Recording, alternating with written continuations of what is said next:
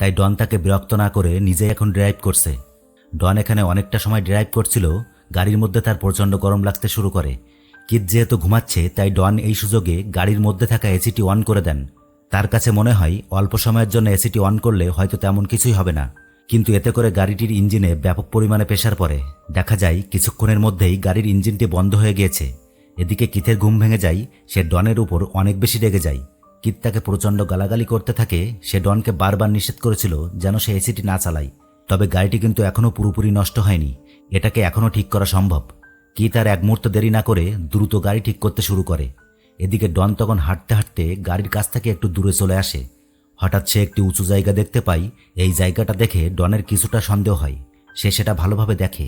ডন বুঝতে পারে এখানে তো প্রচুর পরিমাণে সোনা রয়েছে। নিজের চোখেই ডন বিশ্বাস করতে পারছিল না, কিন্তু সে এখনও পুরোপুরি নিশ্চিত নয়। এরপর সে নিশ্চিত হওয়ার জন্য কিথকে সেখানে আসতে বলে।